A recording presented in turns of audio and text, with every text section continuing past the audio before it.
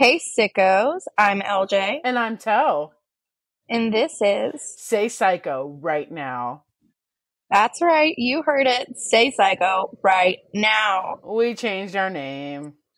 We had to for legal purposes. For legal purposes. We didn't get in trouble, for the record.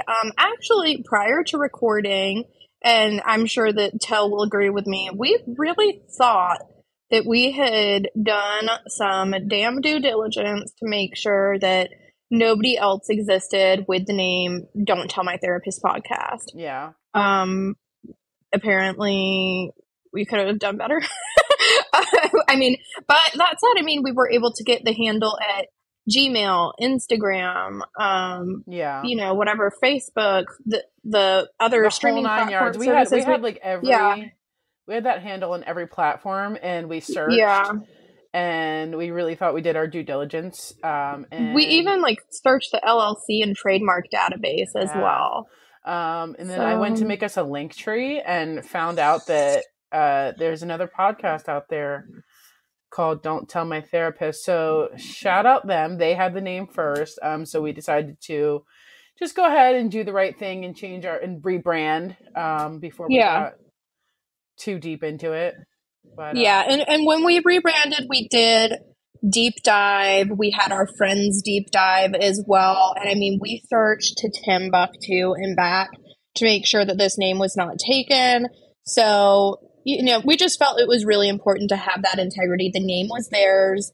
They had it first. Once we found it, it was just the right thing to do to make sure that, we have that integrity. We give credit where credit was due, and, we just revamp our brand, and that's fine. And here we are, and now we are Say Psycho right now. Same brand in terms of content, true crime, paranormal, spooky ooky, all day.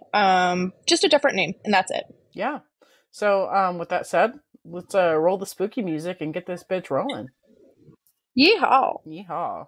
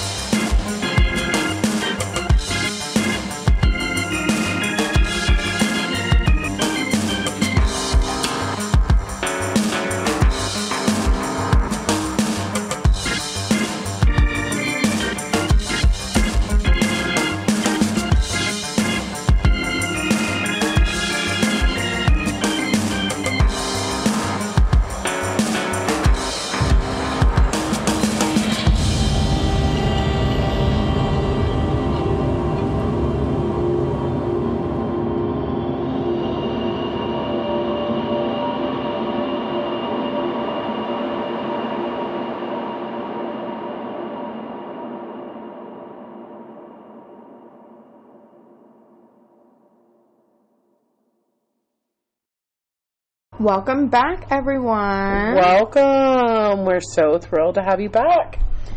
So, where we last left off, Toe had given us a fantastic episode, a really tragic story about... Yeah, last week we covered the story of Kelsey Barrett, the Colorado mom and pilot who sadly was murdered by her child's father. So... this week, LJ is going to continue on her Florida Man series. Yes, and since we kind of left off on kind of a more somber note, I'm going to lighten the mood a little bit leading into this Florida Man series before we get into, the heavy stuff again. Absolutely. And I'm just going to start with, some lighthearted Florida Man headlines that I found last night. Can't wait for this one. Yes. This is going to be good. Okay, so I've got 6 of these. We're going to go... All right, we'll go this way. June 8th, 2017. Florida man desperate for ride to Hooters calls 911. Jesus Christ. I know. And this one I'm actually going to read like a quick little blurb. Just yes, please funny. do, because I need to know. So it says, Jonathan Hinkle allegedly told 911 dispatchers he needed a ride to the provocative eatery to help his grandmother who had fallen ill. Cops later learned the 28-year-old Merritt Island man's granny was perfectly fine, and Hinkle was arrested on charges of misusing 911. As he should be. As he should. Like, why? Don't involve your grandma in your shenanigans. Absolutely. Son. Shame on you, Mr. Hinkle. God bless your grandmother for keeping it real. Yeah. Not covering for your sorry behind. Well, evidently she didn't cover very well because... No, that's what I said, for not covering for him. Oh, okay. Yeah, because, have you seen those videos on TikTok where, like, people will be like, they'll call their grandmas and be like, Grandma, I got pulled over and I told them I was speeding. So the grandmas will be like laying on the floor when they get home ready to cover for their grandbaby. Absolutely. She wasn't playing those games. No, she was not playing that shit. If you want to see those titty waitresses, you can see them the old-fashioned way. That's right. Walk uphill both ways with a boner. Oh, gosh. Okay. We've got headline number 2. Florida man trapped in unlocked closet for 2 days. Okay. So, this one also requires a blurb. Not all of them have blurbs, but this one merits a blurb. This one merits a blurb. It says John Arwood, 31, and Amber Campbell, 25. So let's just highlight the fact that there were 2 people in here. 2 adult human people. Yeah. They thought they were stuck in a janitor's closet at Daytona State College for 2 days. So, also, presumably, these are people who are receiving higher education. Well, they're receiving higher education in Daytona. At a state college. And we've been to Daytona. No disrespect. Hey, we like Daytona. I mean, we like state colleges. It smells like the beach. It does. But, I mean, the main attraction there is a NASCAR speedway, so... Yeah.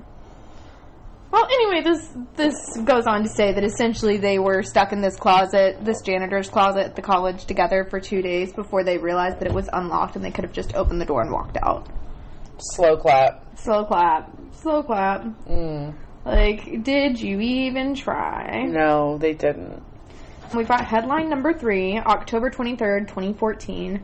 Florida man once arrested for fighting drag queen with tiki torches runs for mayor. Sounds about Floridian. Sounds about white. Yeah, that too. Okay, we got June 11th, 2012.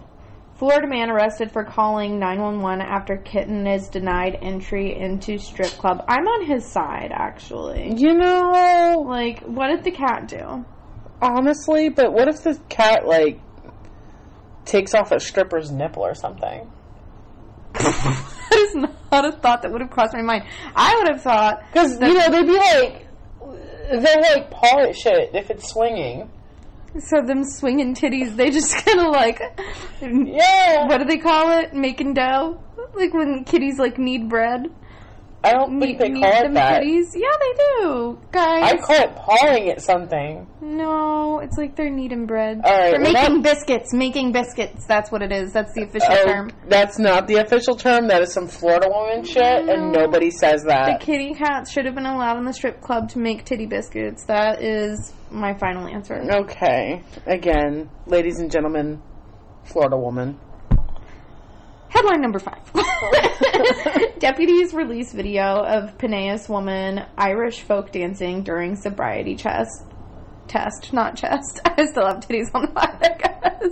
Get your jig on, girlfriend. Get your jig on. Get your jig on. Absolutely. Unless you were driving under the influence, then we don't support it. Well, I mean, that's typically why they do a sobriety test. Maybe she was just a passenger in a car. No, that's not the way it works, my friend. I was sobriety tested once. Were you drunk? No, I was not drunk, actually. At the time, I was working on 2 different dairy farms. So I was, like, working the dog shit out of myself. Yeah. I was working at 1 in the morning and 1 at night. And I was driving home. And I guess I had been swerving a little bit because I was absolutely exhausted. And somebody was like up my ass, and I was like kept looking in my rearview mirror like, who is this person that's like riding my ass? I was freaked out. I thought somebody was following me home, you know. And then he flashed these little blue lights, and I said, oh wow, wee woo, that's who's up my ass. And I thought he was pulling me over because my registration was out, which it was, and I ratted myself out for that because he did like the whole, you know, do you know why I pulled you over thing? And I was like, yeah, because my registration's out. He's like, no, but thanks for ratting yourself out. He's like, you were kind of swerving all over the road, and I was like, oh, I'm so sorry, you know, I'm really tired, like I worked 2 jobs. And he made me like get out and do the walk the line thing and touch the nose thing. He was like, he was really about to cuff me. Oh my gosh. Because he did not believe that I was not drinking. And I was like, dude, my clothes are, I'm in muck boots. I'm covered in cow shit from head to toe. He's like, what's that on your shoulder? It looks like weed. I'm like, that's fucking hay, dude.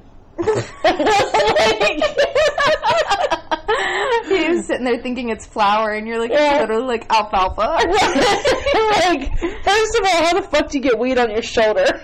God. Snorting lines off my shoulder of the weed.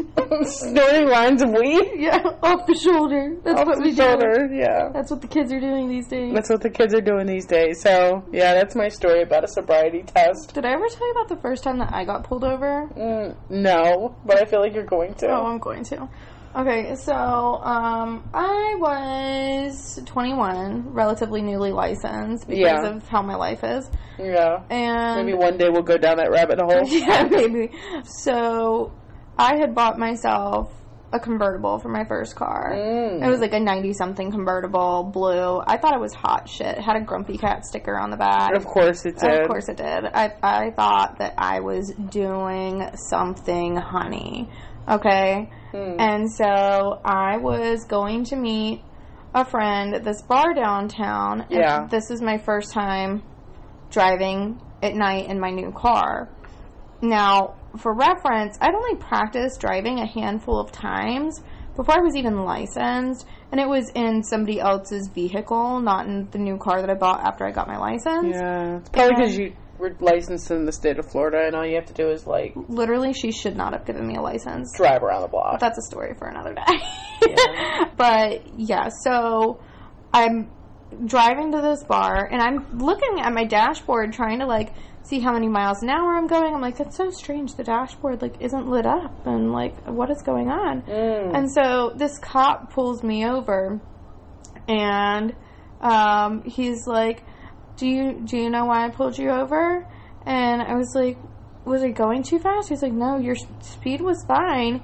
He's like, but your lights aren't on. Can you even see the road? And I was like, no, it's been driving me crazy. Like, I can't see the road. My dashboard isn't lit up. He was like, well, did you turn the lights on? And I was like, you have to turn them on? And he was like, well, yeah, you have to turn them on. And he was looking at me like, are you good? And I was like, I am so sorry. Like, I'm newly licensed. This is my first time even driving my new car at night. And he's just shaking his head like, oh my God, this bitch doesn't even know you have to, like, manually turn on the lights of a car. This dumb bitch. And so he asked me, he says, license and registration, please? And I say, sure. And I, like, open the door and start to get out of the car. And he's like, what are you doing? Hands on the car. And I was like, my wallet's in my trunk.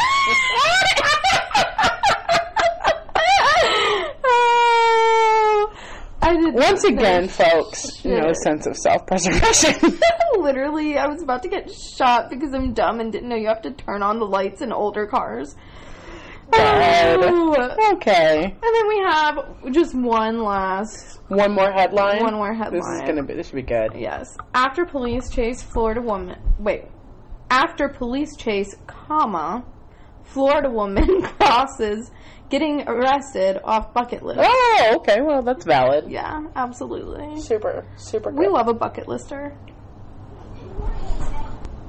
Okay. So, those of you who caught our first Florida Man installment know that we covered volume 1 we covered Robert Eugene Otto. And his doll. Yeah, and his doll. And Robert the doll. Yeah. Robert was a Key West native And after we recorded, that was our first episode, and we were like, oh, hey, this is enough for like a full episode. So if you missed that one, point being, it was our very first pod. Go check it out. It's another crazy Florida man. Yeah. But we are going to pretty much pick off same town, and it's around the same time frame, actually. Like, there's a lot of overlap here. So, yeah, we're just going to pick up with our second Florida man, also a Key West resident, Carl Tanzler. Okay. And, so George Carl Tanzler was born in Dresden, Germany on February 8th, 1877, making him an Aquarius. Yes. If you don't know, Aquarius are known for being unpredictable and unique individuals, and I think it's safe to say that old Carl was like both of those things to a fault, which you're going to come to find throughout this little narrative. Okay, so during Carl's childhood and travels to Genoa, Italy, he ended up making repeated claims that his dead ancestor, Anna Constantia von Brockdorf, which is a mouthful, so I apologize for that this ancestor was visiting him and giving him visions of his true love, who is to be a foreign woman with dark hair. For the record, I feel like that's a pretty vague description. Yeah. Yeah, foreign woman with dark hair. What does foreign even mean? Like, So, flash forward a bit. Carl traveled to Australia around the time of World War One. He was likely held on detention in Australia, which basically meant that he was pending deportation as he wasn't an Australian citizen. Okay. Yeah. So Carl ended up marrying a woman by the name of Doris Schaefer in 1921, and they ended up having 2 children together. There was Aisha, who was born in 1922, and Crystal, also known as Clarista. Not really clear on how Clarista is a nickname for Crystal, but interesting. Okay. I digress. But she was born 2 years later in 1924. Unfortunately, Clarista tragically passed away at just 10 years old due to diphtheria. Oh. Yeah, and that was on June 9th of 1934. So, backtracking just a little bit, after Clarista was born, but before she passed away, because remember, she was born in 1924, passed in 1934. Right. Okay. So, now we're at 1926. Specifically, February of 1926. At this time, Tanzler immigrated to America. He sailed from Rotterdam to Cuba. And from Cuba, he went to Zephyr Hills, Florida. In Zephyr Hills, he had a sister who had actually already immigrated. And yeah, so it was like there was some sense of there was a reason he was there. Exactly. It's not like this was just some random place. He's like, I'm going to go to America. I'm going to get citizenship. I have family there. We're going to get settled. We're going to get squared away. And his wife and children did later join him. It wasn't like he was just, leaving them in the dust. Gotcha. Okay. It was like he's going to go get things set up, and then they'll follow behind, which is a pretty common thing, I feel like, to have one person go ahead, get things squared away. Especially for the time, I think that was... Yeah, and even, I hear so much of, because I lived in Pensacola for quite some time, which is a very, military-dense place, and that's very common in even, military families as well, to have, the person who is active duty, go ahead, get things set up at the new place, and then the family kind of fall. So it was like that, it wasn't a strange thing. It was just okay, well, this is what we have to do. We're going to get things squared away. It's going to be a big transition for the kids going to a new country, but, we're going to make this work. We're going to make them comfortable, get some things set up. So his family did join them. They got settled with his sister in that same area. It's unclear as to if they actually resided together, a multi-family household. With the sister? Yeah, with the sister, or if they just moved to Zephyr Hills for proximity, you know what I mean? Okay. But in 1927, he did leave his family in Zephyr Hills to pursue a job as a radiologist at the U.S. Marine Hospital in Key West, Florida. This was, again, presumably to better their life. They would have better pay, but then his wife would have the support of being, near his sister while he was working longer hours. It totally makes sense, and he would just, I'm sure come back and visit when he was able. Exactly. Yeah. Now, what was a little strange is that, his name is Carl Tanzler, right? We touched on that. Yeah, we did. What's a little weird is that when he took this position as a radiologist at the U.S. Marine Hospital, he took it under the name of Carl von Kossel. Now, I don't know if this was a part of, maybe his citizenship wasn't finalized and he was using an alias. That's really unclear. I wasn't able to figure out why he did that. But this is kind of the start of where we start to see things losing track. I feel like up until this point, there was, rationale. Things seem very reasonable and normal. This is where we start to kind of lose Carl, okay? Okay. And it starts with just a simple name change that could maybe be justifiable, maybe not. But then we hear that he started to refer to himself, conversationally, not as Carl von Kossel, but Count Carl von Kossel. He gave himself a title. Now he's a count. Okay, yeah, we're getting a little out there. Yeah, now we're starting to get a little Florida man-y. Florida man claims to be count, is not actually count. It was always there. Yeah, it was there. Just under the surface. There's a little Florida man in us all. And there's definitely Florida man in Carl. Obviously, and I'm sure that it doesn't take a Daytona State College degree to figure this out. But Carl was definitely not a count. That much is clear. Now, Carl, while working as a radiologist, on April 20th of 1930, he met a woman by the name of Maria Elena Milagro de Hoyos, who was 20 at the time. Okay. She was local to Key West. She was Cuban American, which is very common in Cuba because if you do not know, Key West is the southernmost point of the continental United States. They are 90 miles to Cuba. So it's very common for people to get on a boat or a raft or some kind and immigrate to Florida in that way. There's also a policy in Florida, I don't know if you're aware of this, called the wet foot, dry foot policy. No, I'm actually not familiar with that. Okay. So this is a big deal and a big reason why people from Cuba will go to Key West is because, one, it's only 90 miles from Cuba, and two, because we have a policy in place called wet foot, dry foot, which means that essentially if the Coast Guard does not intervene and intercept these people before they get some body part on American soil, then they have safe haven here in America. Love that. Yeah, because Cuba is a communist. Cuba's got a lot going on. There's a lot going on there. So anyway, this is something where they will not prosecute. And this policy in Florida only applies to people from Cuba?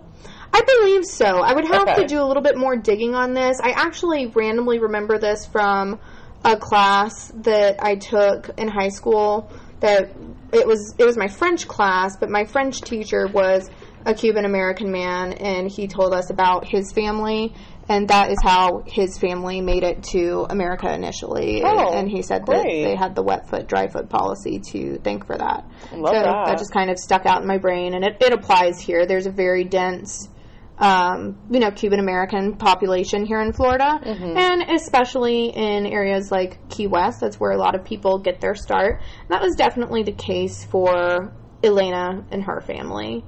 She was brought to the hospital on this day, on April 20th, by her mother due to health concerns. It said that Tanzler, when he saw Elena, he immediately was like, that is the woman that was presented to me by my ancestor. You are the woman from my visions as a child in Genoa, Italy. You are going to be my true love. He was just immediately enamored with her. Got a wife at home, Carl.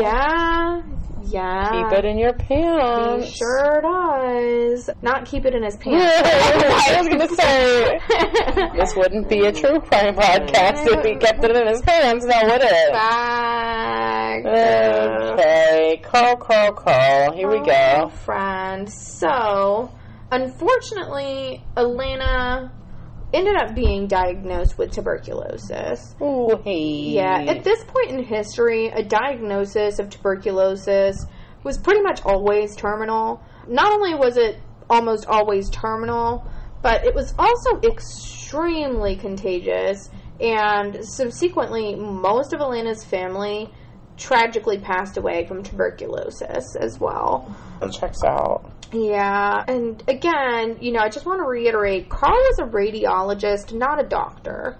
Okay. Also not a count, for the record, but he was a radiologist, so he was what, a radiology, technician? Yeah, okay. he had the capacity to, I'm not sure how involved radiology science was at this point, but I would say along the lines of, being able to do x-rays and whatever would be, the equivalent for where we were at scientifically at this point in time. Right? Okay, great. Okay, so we might need to fact check an X-ray what a radiologist would have done in the 1930s, but yes. Yeah. But definitely not a doctor. He was not qualified to diagnose. He was not qualified to treat. He did not go to medical school. No, he would not have been the person overseeing the care of a patient. Okay. He thought very highly of his medical knowledge, and he was absolutely determined to save Elena because he was just enamored with her. Oh, it does say that he brought x-ray equipment into Elena's home in my notes, so that would corroborate that, yes, that there was x-ray capacity and things of that nature. So he brought x-ray equipment to Elena's home, and he concocted a variety of medicines to try to save her, which clearly he's not qualified to do in any way, shape, or form. He showered her with gifts, jewelry, clothing, and a proclamation of his love for her. The family thought all of this was strange, and there was really no evidence at all to support that Elena reciprocated Carl's feelings at all. But it seemed like they allowed these frequent visits because they just appreciated that somebody from the medical field seemed determined to cure Elena. Right. And obviously, this would have been before her family also passed away at this time. It started with Elena, and then it kind of trickled from there, if that makes sense. Right. So a lot of her family ended up passing away. But at this time, everyone in her family was just so grateful that, despite the kind of strangeness of the situation, that somebody was invested in Elena and her welfare, who was presumably more qualified than they were, at least, to intervene medically.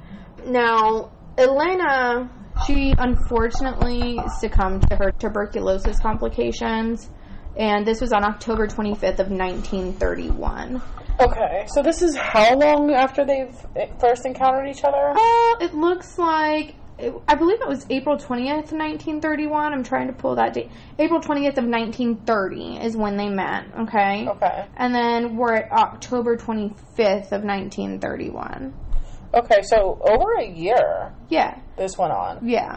So there was some time here between the immediate infatuation and her unfortunately passing away due to the tuberculosis complications.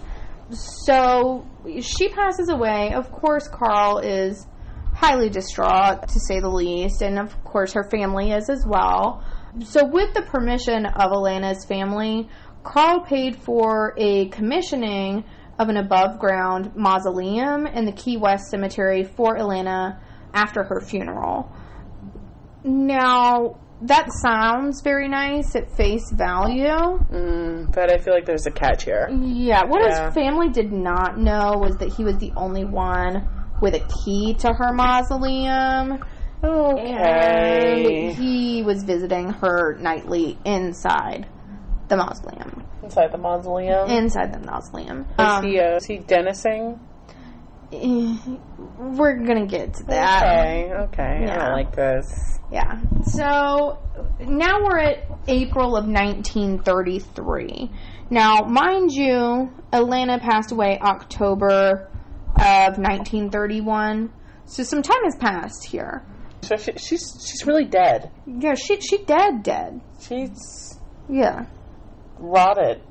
Yeah, girl. She's got some stuff going on. Yeah. And I mean, remember, this is Florida, not the UK, like in your Dennis Nielsen case that you covered. Now, remember when we were talking about... We speculated that maybe the decomp of the bodies in that case was a little bit slower. Yeah, because of the weather. Okay, yeah. That would absolutely not be the case here. Yeah. No, she would have been all types of funky, like 50 Shades of Funky. Mm-hmm. Yeah, so just raunch, anyway.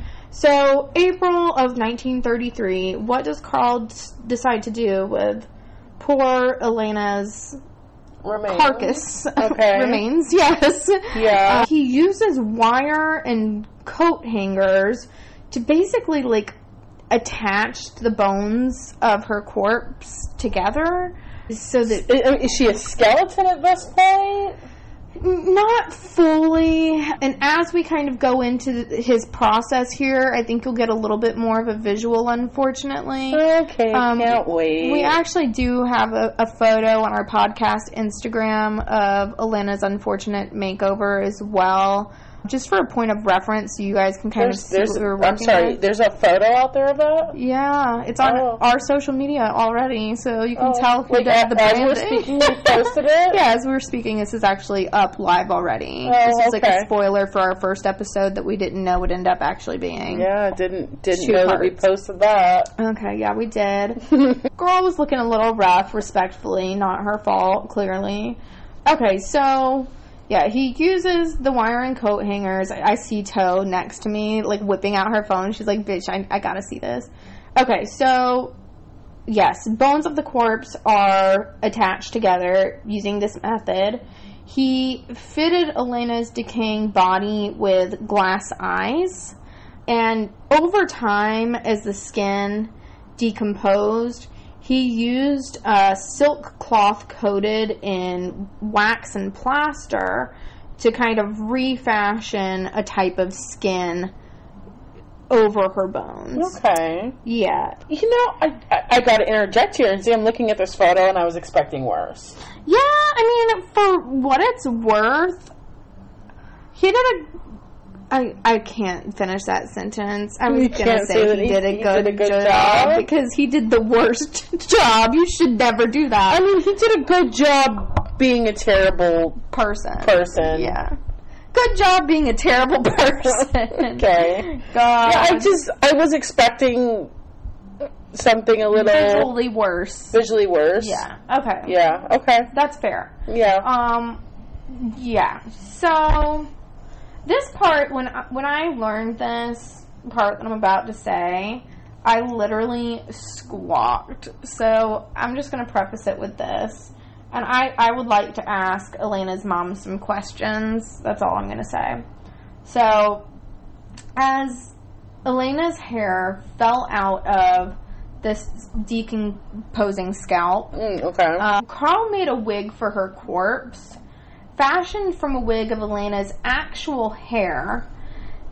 And if you're anything like me, you're thinking, LJ, where did he get enough of her actual hair to make a wig? That's where I was going. Okay. So glad that you asked, because after Elena passed away, her mom just gave Carl a bunch of her hair. Okay. Yeah, and this was after her burial in 1931, and why? I have questions. Why? Why would this be something that you would do? I don't know. Listen, I can't even begin to fathom. I mean, maybe he was just that manipulative, you know? Maybe. Yeah. I mean, it probably wasn't a situation where she was just like, Here, have some hair. Here, yeah. Thought you might like this. Yeah, no, here's a ponytail. Like, probably not. No. I don't even know what else to say about that. I just really wish I could have been a fly on the wall for that conversation. You know what I mean? To kind of see, like, how do we get from point A to point B? I feel like if I had the chance to be a fly, I might pick a different thing, but... I mean, objectively, this would not be the first thing that I would pick. Yeah. However, if I was given the opportunity in this exact situation, I would sure as fuck take it. Yeah, I mean, that's fair. Yeah. Okay, so going on with regards to how Carl, I hate to say prepped her body, but that really is the best description for this. Okay. He filled her torso with rags to keep somewhat of her original body form. Oh, of course, because what else? Yeah. And then he dressed her up and used tons of perfumes, disinfectants, and preservatives with an effort to further stall decomposition. And at this point, he relocated Elena's body full-time to his bed. And that is where she would stay. In October of 1940... I just have to ask, where is his wife at this point? She's in Zephyr Hills. She's in Zephyr Hills. I mean, like... Has he just completely forgotten about her? So it's unclear what type of a relationship they maintained at this point, or how much she knew, but it'll become clear later how much she knows and how involved they are, but at this point, we're unclear. We're unclear. Okay. Gotcha. Okay. So, now this brings us to October of 1940. Now, I just want to point out to you guys, okay, that, remember, Elena died in 1931. Okay, so we're 9 years later. We're 9 years later, and if you recall, it was 1933 when he used this borrowed toy wagon to relocate Elena's body to his home. So 7 years. Gotcha. So, yeah, we're looking at 7 years now that this body has been in his home at this point. Okay, that's stinky. Yeah. So, October of 1940, Elena's surviving sister, her name is Florinda, she heard rumors that Tanzler was sleeping with the remains of her sister. And she was appalled, obviously, as one would be. Yeah. Logical person would be. So she went to his home to confront him. And it's rumored that when she went to confront him, that she found him in the living room. She, was outside of the house and could see him through the window dancing with the corpse of her sister in the living room. Oh, God. Yeah. So, Florinda immediately, without even confronting him at this point, contacted law enforcement, and Tanzler at this point was placed under arrest immediately. As he should be. Yeah.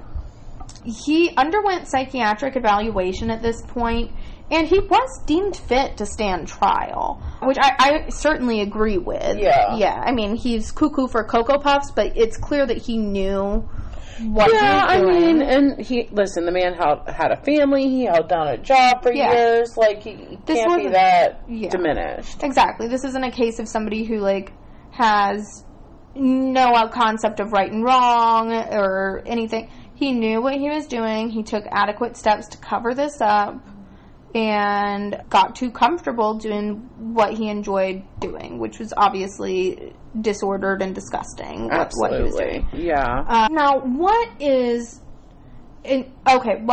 back up.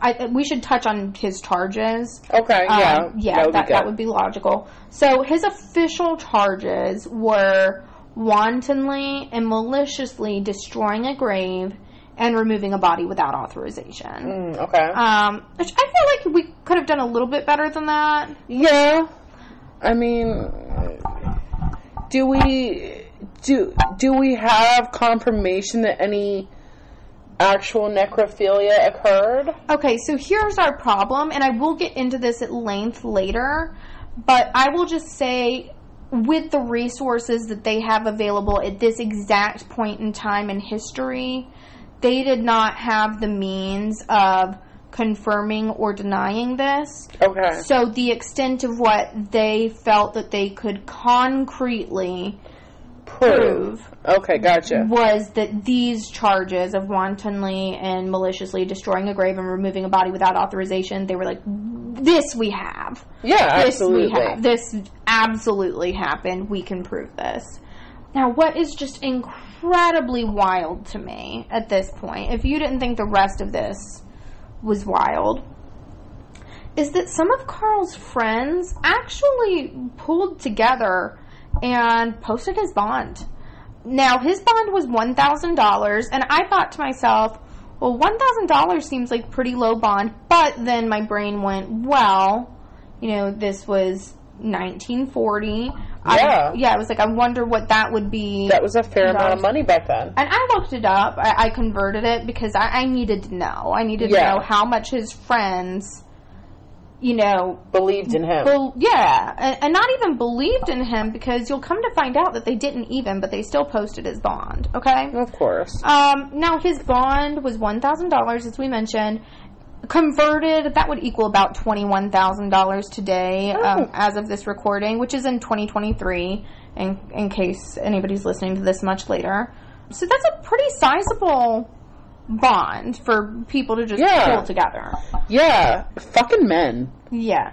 That's all we can really say about that. But honestly, he was able to post-release from jail. Sounds like fucking men. They would do that shit for each other. Now, he posted bail, and despite being fully aware that he was pending county criminal trial for keeping Elena's mummified corpse in his home for 7 years, you know, there was a lot of hype around the case at the time. And evidently, this was because many people actually sympathized with Carl. You're fucking kidding me. No, a lot of people were claiming that he was just misunderstood, he was a hopeless romantic, rather than seeing it for what it is, which is somebody who's like just having highly disordered and disturbing behavior.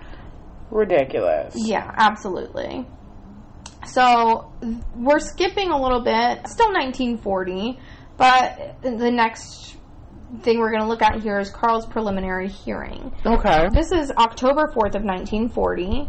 It's at the Monroe County Courthouse, but the case was eventually dropped, and this was due to the statute of limitations from the initial date of the offense. Oh, no. Because, mind you, this has been such a significant amount of time since the actual initial event of him taking the body, disrupting the grave, etc. So, yeah, that sucks. Yes. So, the corpse was discovered, you know, by the authorities, of course, during all of this process when they're going through his home. And it ended up being examined by physicians and pathologists. And the body of Elena was put on public display at the Dean Lopez Funeral Home, where it was viewed by as many as 6,800 people. Oh. Yeah. And I just feel like, you know, it's I don't know. I have questions about that. Because it just seems less like people paying their respects and more like... who chose to do that? Was it the family? I couldn't get clarification on this. Okay. Yeah, but I do know enough to know that at the end of this viewing... Okay. That surviving family, so Florinda, did return to Key West City Cemetery with Elena's body, and a burial was done, but it was very private, and she is in an unmarked grave at a secret location in the cemetery. That's fair. Yeah, in an effort to just prevent further tampering, both from Carl and from anybody who... you know, has heard this story and would, God forbid, do anything. I think that's completely fair, yeah. Yeah, so I would imagine that maybe the viewing was potentially coordinated by family. Honestly, that's a relief. I go further than to say that's fair, that's a relief. Yeah. I would think so, because you'd have to have some type of family consent from surviving family members, I'm sure, with the remains. Okay. That makes sense. Yeah, I know that consent is a big thing in terms of, you know, what's done with the body after it's recovered, and the family tends to make those decisions. So I would imagine that that was the case. Now, I don't know if Florinda anticipated the type of turnout that was had. She might not have realized that this would turn into, like, a spectacle type situation. Okay. Yeah, and I would imagine that it was probably a combination of people who legitimately, like, knew and loved Elena and her family, because her family was so beloved in town. Or probably also a fair combination of people who are just there to see what's going on, what the rumors are about. You know, I would say there's probably a fair mix of personalities that show up at this event. Gotcha. Now, this was not reported early on in the case, but these two authors, last names are Harrison and Swikegu, they wrote of Tanzler's necrophilia with Elena's corpse. Okay. There were two physicians, Dr. Depew and Dr. Foraker, who attended the 1940 autopsy of Elena's remains, and they stated in 1972 that a paper tube, so think kind of like a toilet paper tube is what I read some people explain it as. Okay. Like a roll like that had been inserted into the vaginal area of her corpse to unfortunately allow for intercourse. Yep, that checks out. Yeah. Others said that since no evidence of necrophilia was presented at the 1940 preliminary hearing, and because the physician's proof surfaced in 1972, which is over 30 years after the case had been dismissed, that the necrophilia allegation was unfounded. No. Yeah, I personally... In the court of law, maybe, but why else would you...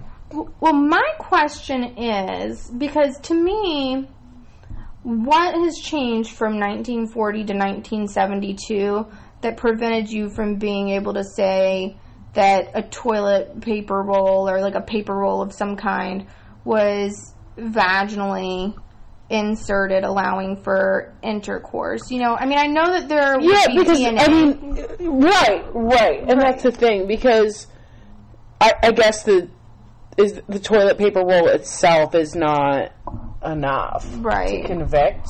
Yeah. But I mean, in 1972, they wouldn't have comprehensive DNA analysis. Right. You know, so again, I don't know what made them from 1940 to 1972 say, oh, hey, 30 years later, this is necrophilia. Like, I just wonder why this didn't happen sooner. I mean, to me, that says, hey, somebody skipped a step. Yeah, either somebody skipped a step, because that's something that would be obvious on just, you know, a visual examination. Right. And that's how I feel about it as well. I'm like, I don't know if a step was skipped or if they just didn't want to publicly, like, state this information. Maybe that was kind of scandalous for the time. Yeah. I mean, it's kind of scandalous at any time, but, you know. Especially in 1940. 1940. Less so in 1972. And it might have been just out of respect. We didn't talk about vaginas in the 40s. No. They weren't a thing. No. Nobody had vaginas in 1940. Not a soul. There were no genitals. we all reproduced via photosynthesis. Absolutely. That was the way. Oh, Lordy. So, there were no contemporary photographs of the autopsy or photographs taken at the initial autopsies, but the necrophilia claim was repeated, you know, like from a research standpoint, by the HBO autopsy program in 2005. And this second autopsy, well, really third, because there was one in 1940, The 1972 was technically a second autopsy. Now that we're talking about it, they did another autopsy. Does that make sense? So maybe in 1940 they missed it altogether. Maybe that was a step missed. So we're talking 3 autopsies: 1940, 1972, and then again 2005. And the 2005 one, though, it did corroborate the necrophilia findings. Okay. Yeah. So, and we're talking more advanced technology by this point. Absolutely. Sure. Now, backtracking. I guess my question is, though, why do we keep digging this back up? On one hand, am I thrilled that we have the information? Right. Yes, but are we going to let this girl rest at some point? Yeah. No, I definitely agree with that. At some point, you've got to just leave her alone. Leave her the fuck alone. Leave her alone. Yeah. And, we're probably at a point now where I would imagine that most of her family has passed. She only had her sister, who is a surviving family member. I would imagine. From what we've read, she probably doesn't have anybody to really advocate for her remains. They're probably considered historical as well, so I would imagine that... Yeah. That's probably fair. So... Anyway, tangent being, I truly do hope that they allow her to just rest at this point. Yeah. Listen, we all know what the hell was going on. Yeah. Homeboy was doing the nasty. And he was just nasty. He was terrible. Vile creature. So, I feel like we have sufficient information. Just let it be at this point. For sure. So, we're going to backtrack a bit, though, because I did want to touch on the autopsy, but for sure. I want to touch as well on what this means for Carl, because he's off the hook, essentially. Oh, great. Of course he is. Yeah. So, now we're backtracking to 1944. Remember, all of this went down in 1940, so we're about 4 years later.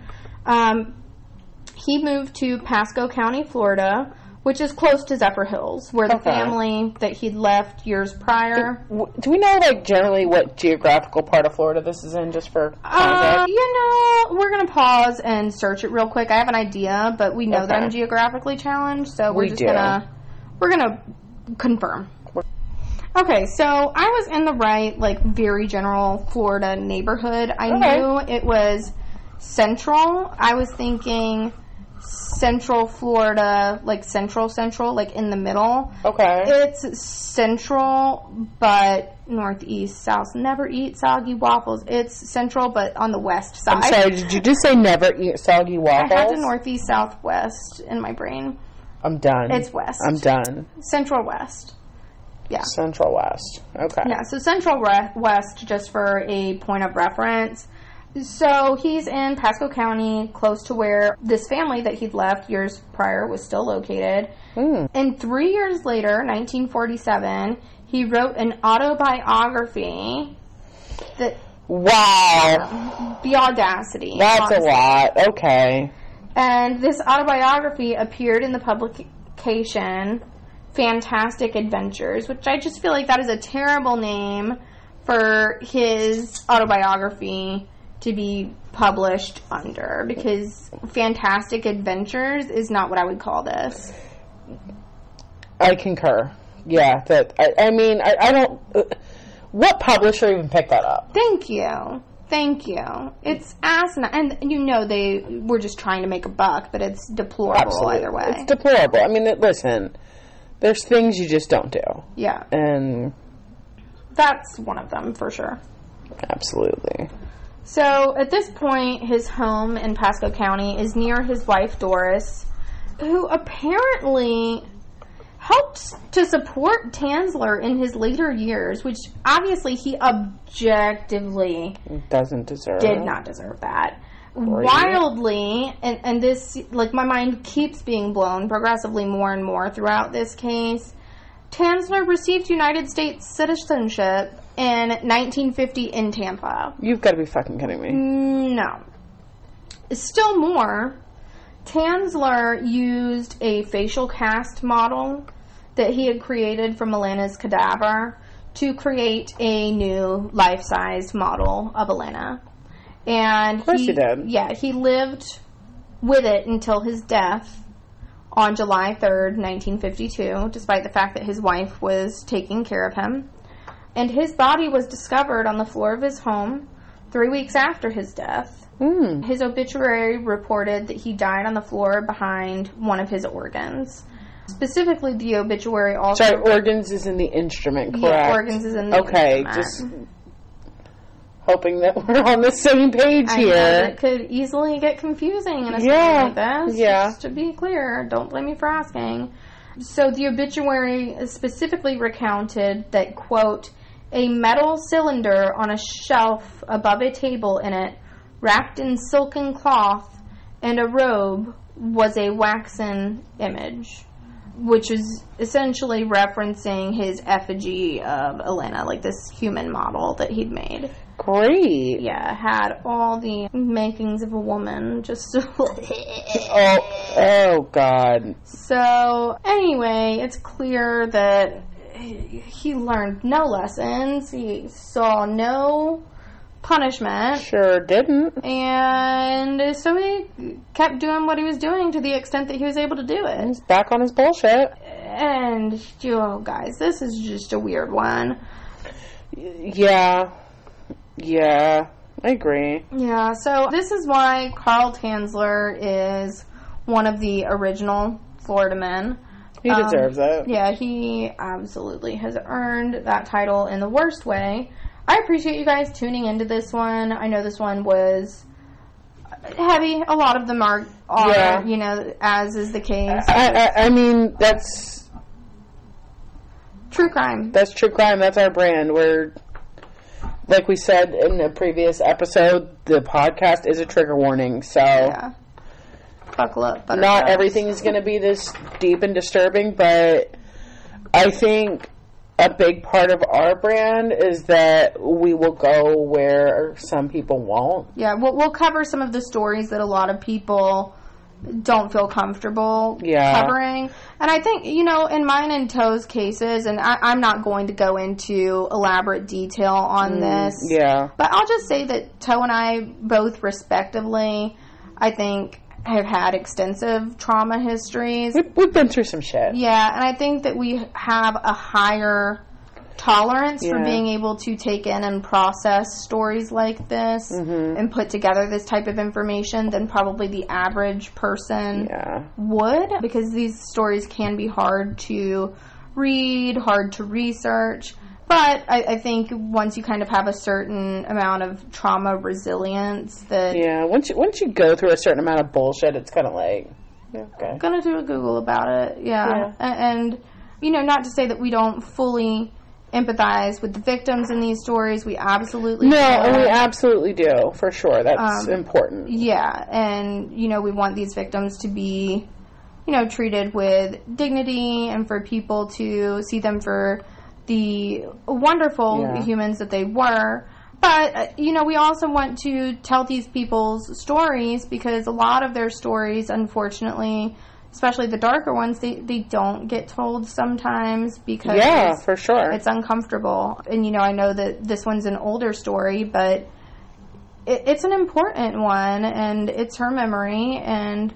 You know, absolutely. Yeah, I encourage you all again, like I did in the first episode, if you're ever in the area of Key West, check out one of their ghost tours. It's very rich in history, very rich in spirit, and I think if you're listening to this podcast, there's a really good chance that you would thoroughly enjoy that experience. Yeah. But Toe, do you kind of want to close us out? If you have a topic that you would like us to cover, you can send us an email at sayall@gmail.com, and LJ will promptly sort it into a color-coded folder. And love it. Yeah, and one of us will get back to you. But absolutely do send us those episode ideas. We do take those into consideration. If there's anything there, we will cover it. You can also find us on Facebook at Say Psycho Right Now. We also have a Facebook group. Is it... LJ, what is it? Yeah, so it's Say Psycho Right Now, true crime podcast community, I believe. And then our official Facebook name is Say Psycho Right Now, a true crime and paranormal podcast. That way, like, people can get it suggested by the algorithms too, by it being flagged as a podcast and etc. Sure. Yeah. We're also and then on Instagram. Aside from that, yeah. Oh, sorry. Yeah, no, Instagram at Say Psycho right now. And if you would like to support us on Patreon, we do have that as well. And our tiers start at just $3 a month. So you can absolutely, I think we have, is it $3? And then where does it go from there? $10 and then $15. And if you're in the 2 higher tiers, after 3 months of consecutive subscription, you do automatically get like a cute sticker mailed to you of our brand. The highest tier, once our store goes live, you'll get 10% off every time you shop with us. All sorts of fun little bonus things for all the tiers, but all tiers do get episodes sent to them early and have access to live episodes, which is really fun. So definitely there's something in it for all of us. You should check it out. Yeah, absolutely. And we are also on TikTok, but we're not we haven't been super active on there. We're trying to be more active on there, but we're old and we don't know how to TikTok. Yeah, and it's hard when we're long distance, because I think that on TikTok what you're supposed to do is gyrate about your topic. Maybe we could do a split frame thing with my left ass cheek and your right ass cheek. Perfect. I think my right ass cheek is the one with the butt cheek tattoo. So that's yeah. Maybe if we hit a certain amount of patrons, will show LJ's butt tattoo. Stop! Don't volunteer my butt cheek. I didn't ask for this. Get out of here. So on that note, sign up to Patreon. This is not, what's that thing where people give butt content? OnlyFans. This isn't OnlyFans. However, we do appreciate your dollars. Not the butt content. Okay. Not the butt content. On that note, yeah, we're gonna wrap this shit show up right here. Fact. All right. All right. And we'll see you on the next one. Bye. Toodaloo.